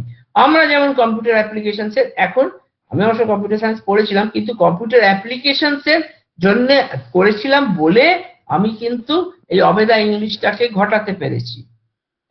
পার্থ রায় আমাদের ট্রাস্টি, সে আমাদের হচ্ছে একজন নামকরা ডেভেলপার, সেই আমাদের তাদের যে কোম্পানিটা চালায়, তারা আমাদের অবেদা ইংলিশ ডেভেলপ করে দিয়েছিল। আমি কিন্তু সব ডিজাইন ফিজাইন ইত্যাদি করে দিয়েছিলাম, কন্টেন্ট টন্টেন্ট এগুলো লিখে দিয়েছিলাম। সেইগুলো হচ্ছে কম্পিউটার অ্যাপ্লিকেশনের পার্ট। আর একটা জিনিস আছে, সেটা হচ্ছে হার্ডওয়্যারের দিকটা। হার্ডওয়্যার আলাদা করে শিখতে হয়, সেগুলো সেটা হচ্ছে হার্ডওয়্যারের জন্য কোর্স হয়, ডিপার্টমেন্ট অফ টেলিকমিউনিকেশন ইত্যাদি থেকে সেই সব কোর্স হয়। আরেকটা জিনিস আছে, সেটা হচ্ছে কম্পিউটার অপারেশন, যে কাজ যেসব সফটওয়্যার লেখা হয়ে গেছে সেইগুলোকে ব্যবহার করা হয়, সেইগুলোকে বিভিন্নভাবে ব্যবহার করতে হয়, ট্যালি বা ইত্যাদি এইগুলোকে ব্যবহার করা হয়। সেগুলো এই চার ধরনের কাজ আছে কম্পিউটারের ওপর। এবার যার যেরকম প্রতিভা, যার যেরকম প্রবণতা, যার যেরকম অধিকার, সেই অনুযায়ী সে এক একটা করে ক্ষেত্র বেছে নেবে। এবার মিজানুর বল। হ্যাঁ, তুমি কম্পিউটার সায়েন্সে বিএসসি করতে পারো। তার জন্য তোমার এইচএসে ম্যাথ এবং কম্পিউটার সায়েন্স থাকতে হবে, অথবা ম্যাথের সঙ্গে ফিজিক্স, স্ট্যাটিস্টিক্স বা ইলেকট্রনিক্স থাকলে তুমি কম্পিউটার সায়েন্স নিতে পারবে অনার্সের জন্য। এবং তুমি যদি এমএসসি করতে চাও তাহলে তোমাকে কম্পিউটার সায়েন্সে বিএসসি থাকতে হবে। আর তুমি যদি বিটেক করতে চাও তাহলে তোমাকে উচ্চ মাধ্যমিকে ম্যাথ, ফিজিক্স, কেমিস্ট্রি নিতে হবে এবং তোমাকে জয়েন্ট দিতে হবে। দু ধরনের জয়েন্ট হয়, একটা WBG, West Bengal joint entrance exam. হ্যাঁ, ওটা এতে উঠে যাবে, মানে এক বছর, লাস্ট এক বছর চালিয়ে যাচ্ছে। হ্যাঁ। হ্যাঁ, তাহলে শুধুমাত্র যে মেইন থাকবে, হ্যাঁ। যে মেইনটা ইংলিশে কোশ্চেন পেপার হয়, ঠিক আছে? হুম। যদি উঠে যায় তাহলে নিশ্চয়ই তোমার নিটের মতো বাংলায়ও কোশ্চেন হবে। এবং তুমি যদি এমটেক করতে চাও তাহলে তোমার বিটেকের পরে তুমি এমটেক করতে পারো, অথবা এমএসসির পরে তুমি এমটেক করতে পারো। তুমি ঠিক কথা। ডাইরেক্টলি বিএসসি থেকে এমটেক করতে পারবে না। এবার কম্পিউটার সায়েন্সে মানে যে যে সাবজেক্টগুলো পড়ানো হয়, মানে কম্পিউটার আর্কিটেকচার, মানে কম্পিউটারটা গঠন ঠিক কিভাবে এবং কোথায় কোন পার্টসগুলো আছে, প্রত্যেকটা পার্টসের কাজ কি, সেগুলোকে তোমাকে বুঝতে হবে। তাই জন্য কম্পিউটার আর্কিটেকচার বলে একটা। মানে আমি যেগুলো বললাম তার থেকে আরো অনেক ডেপথে গিয়ে বুঝতে হবে। এবং কম্পিউটার যে ক্যালকুলেশন করে, যে হিসাবগুলো করে, সেটা কিভাবে করে সেগুলো তোমাকে জানতে হবে। তার জন্য কম্পিউটেশনাল সিস্টেম পড়তে হবে।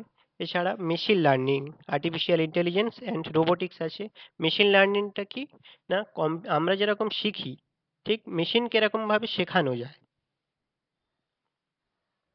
এরপর আছে আর্টিফিশিয়াল ইন্টেলিজেন্স, যেমন আর আমরা এটা এটা এটা একটু বলবার দরকার আছে, মেশিন লার্নিং এবং আর্টিফিশিয়াল ইন্টেলিজেন্স খুব কাছাকাছি জিনিস। এগুলো অতটা মেজানুর পড়েনি এখনো বিএসসি তে, কিন্তু আমি একটু একটু জানি। সেটাতে মূলত হচ্ছে যে বা রোবোটিক্স, এই তিনটে জিনিসের খুব সুন্দর প্রয়োগ আছে। এটা হচ্ছে বর্তমান এবং ভবিষ্যৎ, কম্পিউটার সায়েন্সের বর্তমান এবং ভবিষ্যৎ। বক্তব্য এইটাই তোমাদের কাছে, সকলকার কাছে বলছি, এই জিনিসটাকে তোমরা যদি শিখতে পারো, আর্টিফিশিয়াল ইন্টেলিজেন্স বা রোবোটিক্স, তাহলে তোমাদের চাকরি বাঁধা, এখনো বাঁধা, এবং এটা ভবিষ্যতে থাকবে। এত বিচিত্র জিনিস। আর হোয়াট ইজ আর্টিফিশিয়াল ইন্টেলিজেন্স? আমাদের যে ইন্টেলিজেন্স আছে আমরা শিখতে পারি, আমাদের নলেজ হয়। কম্পিউটার কি শিখতে পারে? আপাতত তোমরা যা জানলে তাতে কিন্তু কম্পিউটার শিখতে পারে না। তাকে যা বলা হয় তাই সে করে। তুমি এক্সেলে বলেছো এইভাবে কাজটা করতে, সে করছে, কিন্তু এটা তার ইন্টেলিজেন্স না, এটা হচ্ছে কৃতদাসের মতো কাজ করে যাও। তাহলে তার ইন্টেলিজেন্সটা কিভাবে তৈরি হবে? এমন কিছু সফটওয়্যার কি সেখানে দেওয়া যায় যে নিজে নিজে শিখতে পারবে? ধরো দাবা খেলা হচ্ছে, তোমরা চেস খেলা জানো তো, চেস খেলাতে খুব বুদ্ধিমানের খেলা। এবারে ধরো কম্পিউটারের সঙ্গে তুমি চেস খেলছো, এমন একটা সফটওয়্যার এই কম্পিউটারের ভেতরে ঢোকানো আছে যা দিয়ে তুমি যখন প্রথম তার সঙ্গে চেসটা খেলছো, তুমি অ্যাজ এ ইউজার কম্পিউটারের সঙ্গে খেলছো, ওই সফটওয়্যারটার সঙ্গে খেলছো, তাতে তুমি প্রথমে দেখলে এক চাল বা দু চালে হারিয়ে দিচ্ছ, তারপরে দেখলে 5 চালে হারিয়ে দিচ্ছ, তারপরে দেখলে 10 চালে হারিয়ে দিচ্ছ, কিন্তু কম্পিউটার আস্তে আস্তে শিখে নিচ্ছে এবং তারপরে যখন দেখলে 20 চালেও হারাতে পারছো না, 30 চালেও হারাতে পারছো না, তারপরে দেখছো তুমি ডাহা হাঁটতে হাঁটতে তোমার কিছুতেই কারণ সে যে চালগুলো কম্পিউট করছে সে তো একটা চাল কম্পিউট করছে না, সে এই চালটা দিলে তুমি কি কি দিতে পারো সেগুলো খুব তাড়াতাড়ি ক্যালকুলেট করে নিচ্ছে। হ্যাঁ, এবং তার ফলে তারপরে যে বেস চালটা দেওয়া উচিত কম্পিউটারের, সে সেটাকে বার করে নিচ্ছে। তার পেছনে প্রচুর অ্যালগরিদম আছে, কিভাবে করবে তার উপায় আছে, বুঝে শুনে সে সেটা দিচ্ছে। একে বলে আর্টিফিশিয়াল ইন্টেলিজেন্স। আর্টিফিশিয়ালি অর্থাৎ কৃত্রিম ভাবে তৈরি করা ইন্টেলিজেন্স, এটা সে পেয়ে যাচ্ছে। মেশিন লার্নিংটাকে একে একটা এক ধরনের মেশিন লার্নিং বটে। মেশিনটা শিখে যাচ্ছে, লার্ন করে যাচ্ছে। এর মধ্যে একটা আছে ন্যাচারাল ল্যাঙ্গুয়েজ প্রসেসিং, যা দিয়ে আমরা এই প্রফেসর ইডিয়ামটা তৈরি করার চেষ্টা করছি। ন্যাচারাল ল্যাঙ্গুয়েজ প্রসেসিংটা কি? এই প্রফেসর ইডিয়াম হচ্ছে এরকম একটা ন্যাচারাল ল্যাঙ্গুয়েজ প্রসেসর, একটা বুদ্ধিমান সফটওয়্যার। সেই বুদ্ধিমান সফটওয়্যার কি করে? সে নিজে নিজে শিখতে পারে। যে এই ইউজার বলছে যে দেখো আমি এটা জিনিসটা বুঝতে পারছি না, তখন কম্পিউটার বুঝে নেবে, যে সেই প্রফেসর ইডিয়াম বুঝে নেবে ঠিক কি বলতে চাইছে, কেন বুঝতে পারছে না, তাহলে কিভাবে বোঝালে এটা আমার সুবিধা হয়। সেটার জন্য একটা টিচার, সে এই টিচার হয়ে গিয়ে সে সেইভাবে সেটাকে বোঝাবার চেষ্টা করছে। সেই মেশিন, কারণ সে নিজে লার্ন করছে যে কিভাবে শেখালে আমি শিখতে পারবো। আরেকটা হচ্ছে রোবটিক্স। রোবটিক্স মানে তোমরা রোবটের কথা শুনেছো, এই রোবট কিন্তু এখন বহু কাজে ব্যবহার হচ্ছে। তোমরা ভাবছো মানুষের মতো দেখতে রোবটই শুধু রোবট? না, দেখতে একদম এক না হলেও অন্য ধরনের রোবট আছে, একে বলে সেন্সার প্রসেসিং। সেন্সার কি জানো? তোমরা দেখেছো ইসিজি করা, দেখেছো তো? এতে ওখানে একটা সেন্সার বসিয়ে দিচ্ছে। বা ধরো তোমার এমআরআই করে বা সিটি স্ক্যান করে, সেগুলো দেখেছো, সব সেন্সার বসিয়ে দিচ্ছে, তার থেকে তোমার ইনফরমেশন চলে আসছে কম্পিউটারের ভেতরে। ওটাও এক ধরনের রোবট। এই রোবটিক্স হচ্ছে পুরো জিনিসটা। ধরো তোমার বাড়িতে, এটা সাহেবদের দেশে আছে এখন, ধরো তোমার বাড়িতে, ওখানে তো খুব চুরি ডাকাতি যখন না সব লুটপাট পাট করে নিয়ে চলে যায়, আর একটু ছাড়া ছাড়া, ওরকম আমাদের মতো ঘন বসতিপূর্ণ জায়গায় না, সুতরাং চুরি ডাকাতির চান্স বেশি। সেই জন্য ঘরের ভেতরে এমন সিস্টেম করা আছে যে প্রত্যেকটা কাঁচের গ্লাস উইন্ডো বা এগুলোর সঙ্গে এমন সেন্সার লাগানো আছে, সেই সেন্সারটা দিয়ে যদি সেখানে টাচ করা হয় বা ভাঙবার চেষ্টা করা হয়, সঙ্গে সঙ্গে সেই সেন্সারটায় কিছু সিগন্যাল যায়, সেই সিগন্যালটা সোজা লোকাল থানায় ট্রান্সফার হয়। সেটা কিন্তু তারের মাধ্যমে হয় না, এটা বেতারে হয়, ওয়্যারলেসে হয়, এবং সেইগুলো হয়ে গিয়ে সঙ্গে সঙ্গে সেখানে একটা অ্যালার্ম বেজে ওঠে, চা করে বেজে উঠলো। তখন সেখানকার পুলিশ বুঝতে পারলো যে এক্ষুনি এখানে যেতে হবে এবং একে বাঁচাতে হবে। এটাও এক ধরনের রোবটিক্স। এইগুলো হচ্ছে এদের অ্যাপ্লিকেশন এরিয়া। এবার নেটওয়ার্কিং এর সিকিউরিটিটা বল মিজানুর। হ্যাঁ, যেমন আমরা যে ডেটা পাঠাই এক জায়গা থেকে আরেক জায়গায়, সেটা কিভাবে যায় সেগুলো আমরা নেটওয়ার্কিং এ পড়ানো হয়। ধরো আমাদের ডেটা দুভাবে যেতে পারে, এক অ্যানালগ সিগন্যাল এবং ডিজিটাল সিগন্যাল। অ্যানালগ সিগন্যাল মানে একটা তরঙ্গের আকারে যেতে পারে, অথবা ডিজিটাল 0 আর 1 এ কনভার্ট হয়ে ডেটাটা যেতে পারে। এবং ডেটাটা এই কম্পিউটার থেকে আরেকটা কম্পিউটারে যাওয়ার পরে ঠিক যে ডেটা ছিল ঠিক সেই ডেটাতে আবার কনভার্ট করতে হয়।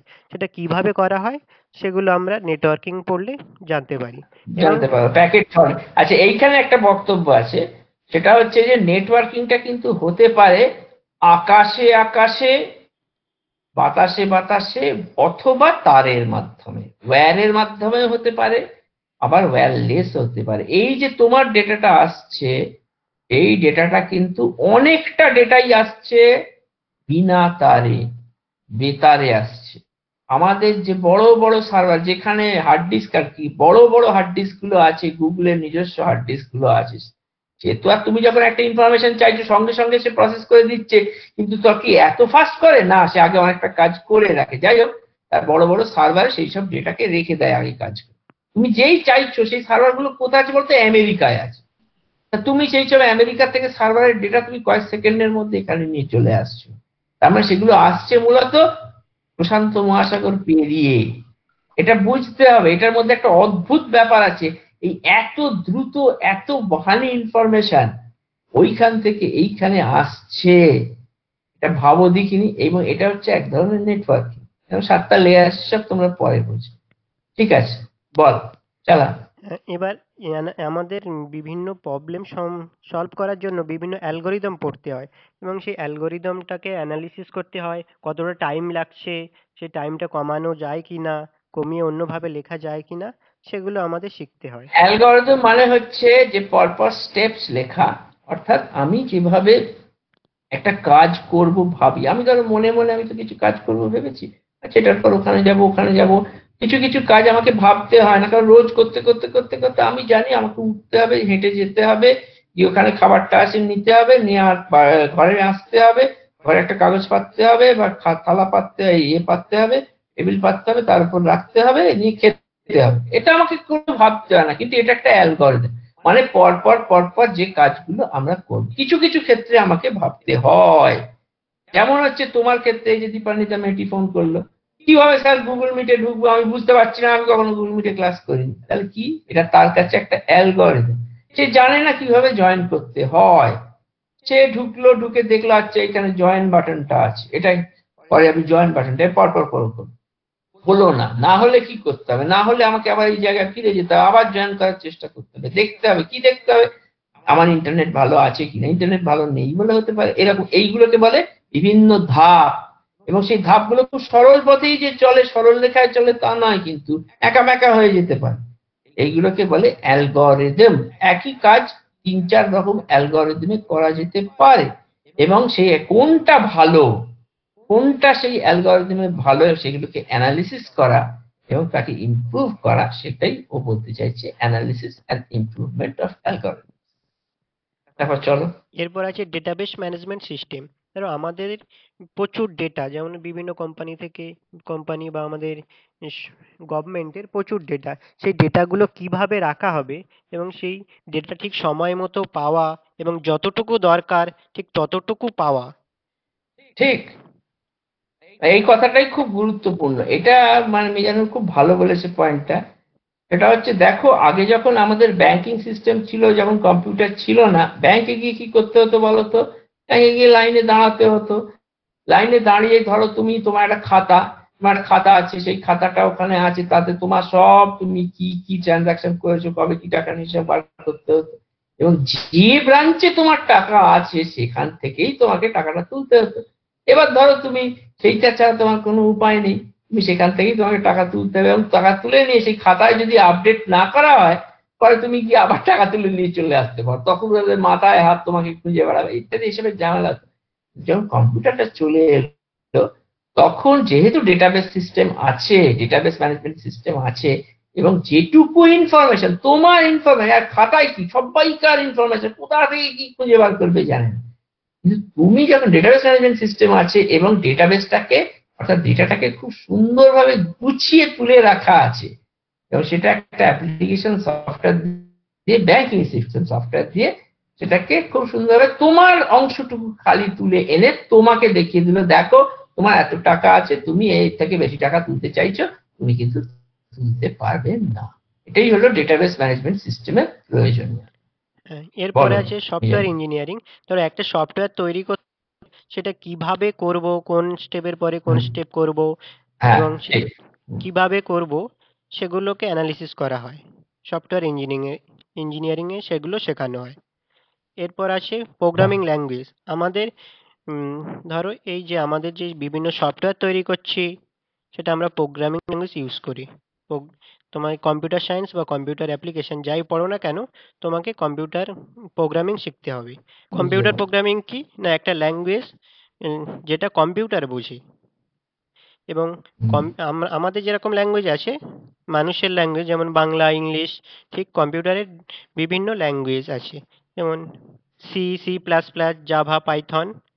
এবার তুমি একটু আগে জেনেছো যে কম্পিউটার তো জিরো আর ওয়ান ছাড়া কিছুই বোঝে না। তাহলে যে সি যে একটা ল্যাঙ্গুয়েজ, সেটা বোঝে কি করে?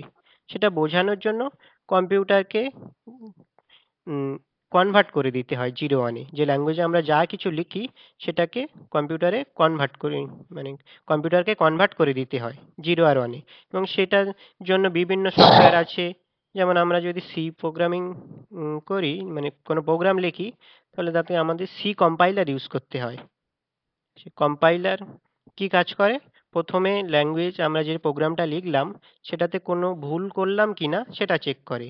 আর যদি না আমি ভুল করি, মানে ভুল মানে হচ্ছে তার নিজস্ব কিছু সিনট্যাক্স আছে। আমাদের ভাষার যেরকম আমি যদি বলি আমি গিয়ে, আমি গিয়েছে বললে সে তো ভুল বলবে, সেটা বলবে না এটা ঠিক না, তুইও বুঝতে পারবি। কম্পিউটার তো সেরকম বুঝতে পারবে না। সুতরাং এই যে কম্পাইলার থাকে, সে প্রথমে বোঝে যে এই তুমি ভুল বলছো, আমি গিয়েছি এরকম হয় না। ঠিক তেমনি ও তো হচ্ছে তার যে নির্দিষ্ট ফরম্যাট আছে, ঢং আছে, সেই ঢঙে তোমাকে লিখতে হবে। সেই ঢঙে তুমি যদি না লেখো, এই প্রকারে তুমি যদি না লেখো, ও সঙ্গে সঙ্গে বলে, "এই হয়নি।" আর যদি তুমি ঠিক করো তাহলে কি করবে সেটা মিটানো করবে। হ্যাঁ, এবার দেখো আমাদের যে কম্পিউটারে যে কম্পাইলার, সে শুধু সিনট্যাক্সটা চেক করে, কিন্তু সিমান্টিক্স, মানে আমরা যদি কোনো লজিক্যাল ভুল করে থাকি, যেমন আমি যোগ করতে গিয়ে মাঝখানে বিয়োগ চিহ্ন বসিয়ে দিলাম, কম্পিউটার কিন্তু সেটা চেক করে না। কম্পিউটার চেক করে যে আমি দুটো নাম্বারের পরে যোগ চিহ্ন বসিয়ে যোগ করছি কিনা, যোগ চিহ্নটা বসিয়েছে কিনা, এরকমই। ঠিক আছে, শুধুমাত্র সিনট্যাক্স, যেমন আমরা সাবজেক্ট আই এর পরে অ্যাম ইউজ করেছি না ইজ ইউজ করেছি, সেটা যদি আমি ইউজ বলি তাহলে সে বলবে তুমি ভুল করেছো। ঠিক এরকমই ভাবে কম্পাইলার চেক করে। চেক করার পরে যদি না কোনো ভুল পায়, তাহলে সে জিরো আর ওয়ান ভাট জিরো আর অনেক কনভার্ট করে সিপিইউকে দিয়ে দেয়, এবং সেই ল্যাঙ্গুয়েজে কি লেখা রয়েছে সেই অনুযায়ী সিপিইউ কাজ করে। এরপরে আছে, অপারেটিং সিস্টেমকে দেয়, অপারেটিং সিস্টেম সিপিইউ কে দেয়। মূলত এটা মধ্যিখানে অপারেটিং সিস্টেম থাকবেই। হ্যাঁ, তারপর বল। হুম, এবার গ্রাফিক্স অ্যান্ড ইমেজ প্রসেসিং। এবার আমরা যে ছবিগুলো দেখি সেগুলো গ্রাফিক্যাল ইমেজ, সেই ছবিগুলো বিভিন্ন আমরা ক্রপ করতে পারি বা বড় করতে, জুম করতে পারি। ঠিক এগুলোকে গ্রাফিক্সে শেখানো। এই ইমেজ প্রসেসিংটা কি? ধরো আজকে শীতকাল এখন, উম, এখন আমরা আমাদের যে উড়োজাহাজ সেগুলো নামতে খুব প্রবলেম হয়।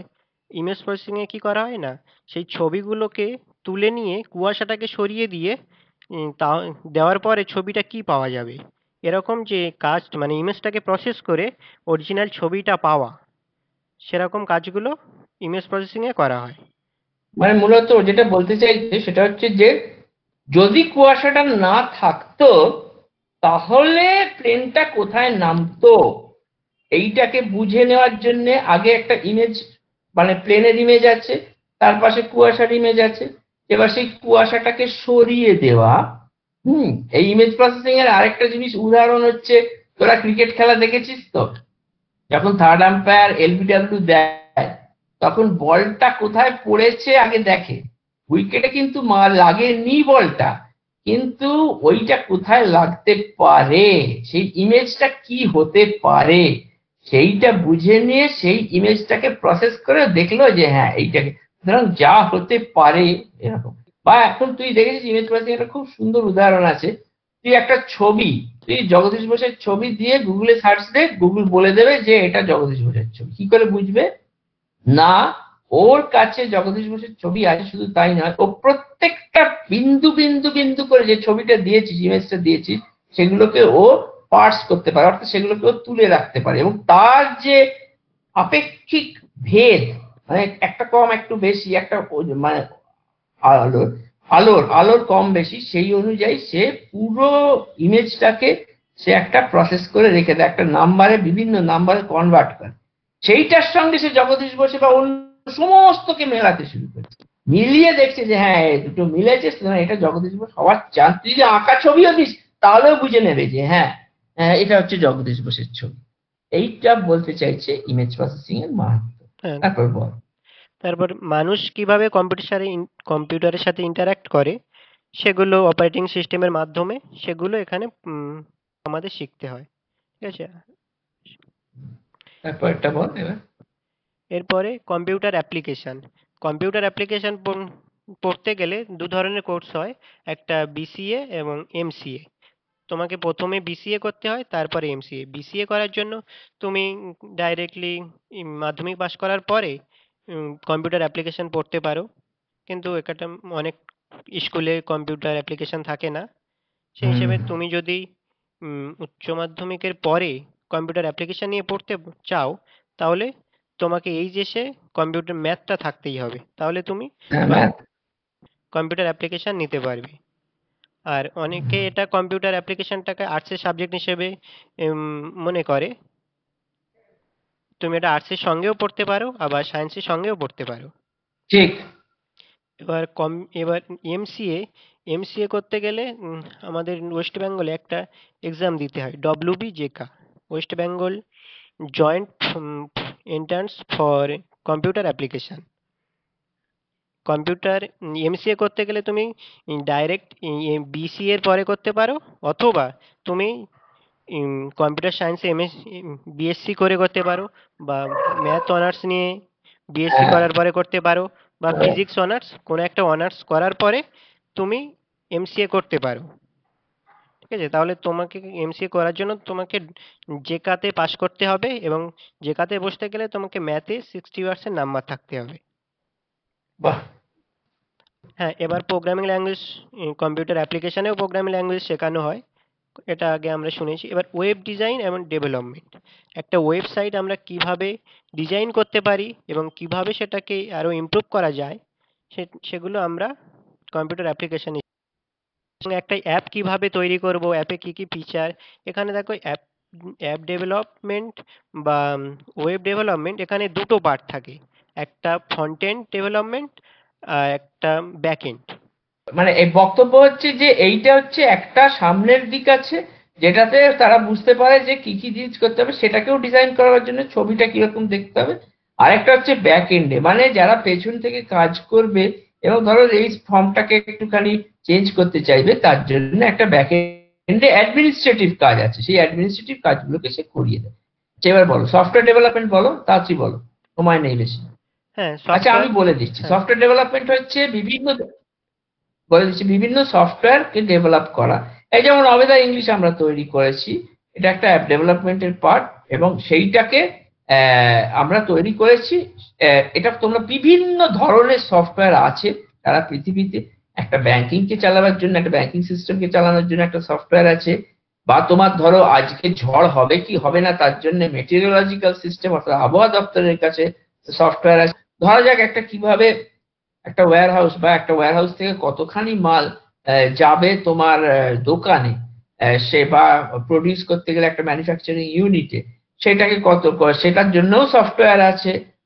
ডেটা কমিউনিকেশন এন্ড নেটওয়ার্কিং আগে বলা হয়েছে, ডেটাবেস ম্যানেজমেন্ট সিস্টেম, এগুলো যেগুলো মূলত সফটওয়্যার ডেভেলপমেন্ট করতে কাজে লাগবে, একদম জরুরি, অর্থাৎ অ্যাপ্লিকেশন, তার সফটওয়্যারের অ্যাপ্লিকেশন তৈরি করতে লাগবে সেগুলো। ভেতরের জিনিস অত না জানলেও চলবে, অর্থাৎ অপারেটিং সিস্টেম কিভাবে কাজ করে অত কিছু না জানলেও চলবে, কিন্তু ডেটাবেস ম্যানেজমেন্ট সিস্টেমে, কারণ ডেটাবেস শিখতেই হবে, কারণ ডেটাবেসে ডেটা রাখতেই হবে এবং তার থেকে ডেটা পড়তেই হবে। সফটওয়্যার ইঞ্জিনিয়ারিং, কিভাবে সফটওয়্যার তৈরি করতে হয় সেটা যদি না জানা হয় সফটওয়্যার ডেভেলপমেন্ট করতে পারবে না। ডেটা ওয়্যারহাউসিং এন্ড ডেটা মাইনিং, এটা হচ্ছে আমার এরিয়া। এটা হচ্ছে মানে আমার যে ডেটা আছে, এই ডেটা অনেক কথা বলে। কথা বলে মানে কি, যে ডেটা যখন শুয়ে আছে বা তাকে যখন ঢুকিয়ে রাখা হয়েছে বা তাকে বার করে আনা হচ্ছে বা দেওয়া হচ্ছে, তখন সে কথা একভাবে বলে।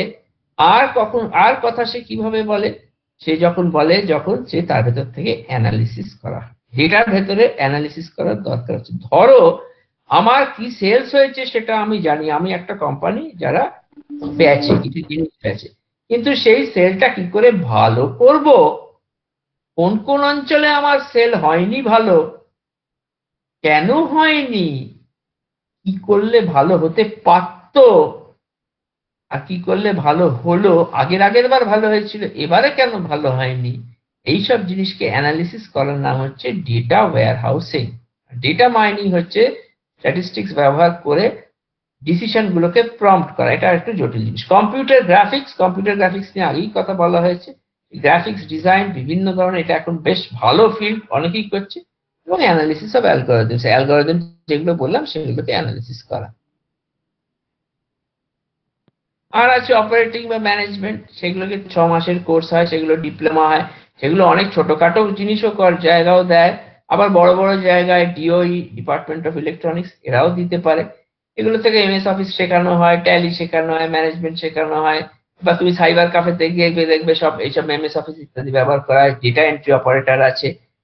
এটাকে কিন্তু খুব ছোট চোখে দেখার দরকার নেই। কেন বলছি, যে ধরো তুমি একটা কোম্পানির সর্বেসর্বা মাথা, তুমি কিন্তু একটা ডেটা ওয়্যারহাউসিং সফটওয়্যার বা ব্যবহার করতে চাইছো যাতে করে তুমি তোমার সেলসটাকে বাড়াতে চাইছো।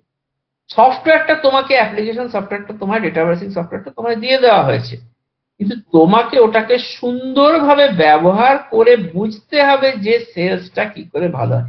সেটা কিন্তু সফটওয়্যার বলে দেবে না, তার সম্ভাবনা অসীম করে সে রেখে দিয়েছে, কিন্তু সেটাকে এমন ভাবে ব্যবহার করতে হবে যাতে করে সত্যি তোমার সেলসটা বাড়ে।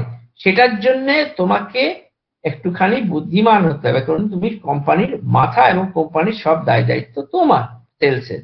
সুতরাং এই ধরনের অপারেশনও দরকার আছে। আবার ছোটখাটো ট্যালি, যারা, ট্যালি হচ্ছে একটা ফিনান্স বা অ্যাকাউন্টিং সিস্টেম, যে ডেটা এন্ট্রি করছে, যার যতটা ক্ষমতা সে সেরকম অনুযায়ী কাজ করে। এবার এগো।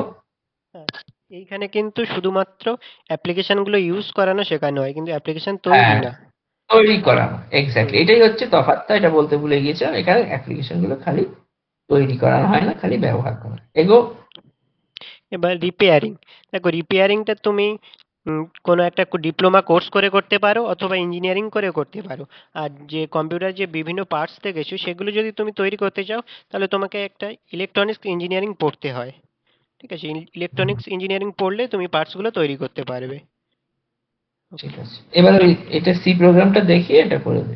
হ্যাঁ, এটা একটা সি প্রোগ্রাম। এই প্রোগ্রামটা কিভাবে একটা ইন্টিজার এটা হচ্ছে, প্রোগ্রাম বলতে হয় না, বলতে হয় যে এটা হচ্ছে একটা অ্যাপ্লিকেশন সফটওয়্যার। এই যে আমরা সফটওয়্যার দুটো ভাগ দেখিয়েছিলাম, সিস্টেম সফটওয়্যার, অ্যাপ্লিকেশন সফটওয়্যার, তার মধ্যে এটা হচ্ছে একটা অ্যাপ্লিকেশন সফটওয়্যার। এটা কি করে, এটা খুব সহজ কাজ করে। এটা পরিষ্কার করে দেখে যে একটা নম্বর ইভেন না অড, অর্থাৎ জোড় না বিজোড়। কিভাবে করছে দেখো, প্রথমে ওটাকে একটা ইন্টিজার হিসেবে ডিফাইন করছে, তারপরে বলছে দাও তুমি, তোমার কাছ থেকে একটা নাম্বার চাইছে, একটা পজিটিভ ইন্টিজার দাও।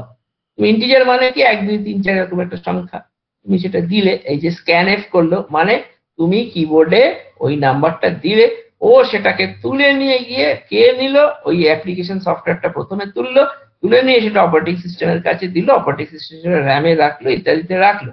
রেখে এবারে ও দেখলো কি, যে নাম্বারটা তুমি দিয়েছো তাকে যদি আমি 2 দিয়ে ভাগ করে, এই যে পার্সেন্ট সাইনটা বলে যে ভাগশেষ, অর্থাৎ 2 দিয়ে ভাগ করলে যে ভাগশেষটা হবে সেটা যদি শূন্য হয় তাহলে সেটা ইভেন ইন্টিজার, তা নইলে সেটা অড ইন্টিজার। এটার ভেতরে একটা অ্যালগরিদমও রয়েছে।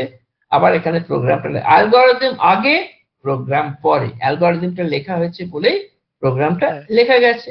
এই ব্যাস, সেই অ্যালগরিদম। ঠিক আছে, ব্যাস, হ্যাঁ। অ্যালগরিদম মানে আমি কি কোনো একটা প্রবলেম থাকলে সেটা আমি কিভাবে সলভ করব, মানে আমি প্রথমে তোমাকে ভাবতে হবে আমার কি আছে আর আমি কি চাই, সেটাকে গুড। তোমাকে ভাবতে হবে আর তারপরে কিভাবে করব। ঠিক আছে, প্রথমে তুমি দেখো যে একটা পজিটিভ ইন্টিজার ছিল তোমার, এবার তুমি কি চেয়েছিলে, তুমি যদি চেয়েছিলে যে যদি নাম্বারটা ইভেন হয় তাহলে তোমাকে ইভেন দেখাক, আর যদি অড হয় তাহলে বলুক যে নাম্বারটা অড। ঠিক আছে, এবার তুমি কিভাবে করলে সেই স্টেপগুলোতে এখানে দেখানো হয়েছে। প্রথমে নাম্বারটাকে 2 দিয়ে ভাগ ভাগ করলে, করে যদি ভাগশেষটা শূন্য হয়, মড মড মানে হচ্ছে ভাগশেষ, মড হ্যাঁ, মানে হচ্ছে ভাগশেষ। মোট মানে হলো ভাগশেষ, মানে আমি ভাগ করার পরে যে ভাগশেষটা পাই সেটা আমরা মোট দিয়ে অ্যালগরিদমে লিখি আর প্রোগ্রামের সময় পার্সেন্টেজ সাইন ইউজ করি। ঠিক এই আছে। দেখো, ইফ একটা আছে, ইফ দিয়ে ভাগ করে দেখছি যদি শূন্য হয় তাহলে লেখো নাম্বারটা ইভেন, তাহলে এটা অত্যন্ত সহজ একটা অ্যালগরিদম। এর পরে এগো, বাকিটা দেখিয়ে দিচ্ছি। হ্যাঁ, এরপরে এরপরে তোমাকে ও একটা একটা হোমওয়ার্ক দেওয়া হয়েছে। ঠিক আছে, 3টে নাম্বার তোমাকে নিতে হবে। সেই নাম্বারের মধ্যে যেটা ম্যাক্সিমাম সেটাকে তোমাকে দেখাতে হবে। তাহলে তুমি এখানে কি পাচ্ছ ইনপুট হিসেবে? 3টে নাম্বার। আউটপুট হিসেবে তোমাকে কি দেখাতে হবে? যেটা ম্যাক্সিমাম সেটাকে। এবং সেটা তুমি কিভাবে করবে সেটা একটু ভাবতে হবে তোমাকে। ওই স্টেপস গুলো লিখতে হবে, হ্যাঁ, ধাপগুলো পরপর 1 2 3 4 করে লিখতে হবে। ঠিক আছে, এইখানেই আমাদের এটা শেষ হলো। হ্যাঁ, আর তোদের তোমরা কেমন লাগলো? সেটা জানাবে, আর কয়েকদিনের মধ্যে তোমরা এই অ্যালগরিদমটা সলভ করে আমাকে পাঠাবে। হ্যাঁ, আচ্ছা, আমাকে এবারে এভাবে। বক্তব্য হচ্ছে পরের দিন যে ক্লাসটা হবে তাতে আমরা একটা খুব ভীষণ ইন্টারেস্টিং জিনিস নিয়ে করবো। এটা মিজানুরের মাথা থেকে বেরিয়েছে এবং আমি খুব খুশি হয়েছি। এটা হচ্ছে কেরিয়ার কাউন্সিলিং এর ওপরে একটা অ্যালগরিদম। এটা হচ্ছে সারপ্রাইজ এলিমেন্ট। এই সারপ্রাইজ এলিমেন্টটা হচ্ছে যে একটা যে আমরা একটা খুব সুন্দর হয়, এটা তোদেরও খুব বিরাট সুবিধা হবে। শুধু অ্যালগরিদম লিখতে সুবিধে হবে না, ঠিক কিভাবে ডিসিশন নিবি সেই ডিসিশন মেকিং প্রসেস, অর্থাৎ তোরা যে সিদ্ধান্ত নিবি সেই সিদ্ধান্তটার জন্য যে প্রসেসটা আছে তার ভেতরে তোরা অ্যাকচুয়ালি ঢুকে যাবি এবং কি করতে হবে সেটা বুঝতে পারবি। এটা একই অঙ্গে দুটো রূপ। যেমন ভাবে অ্যালগরিদমও লিখতে পারবি, আবার তোরা কেরিয়ার কাউন্সিলিং এর জন্য তোরা এক ধাপ এগিয়েই যাবি যেন। বুঝতে পেরেছিস? আর কিছু বলবি মিজানুর? তাহলে আমি এইখানেই না, আমাদের এই আজকে সেশন শেষ এখানেই শেষ করি। করা হোক। খুব ভালো, শেষ, চলো।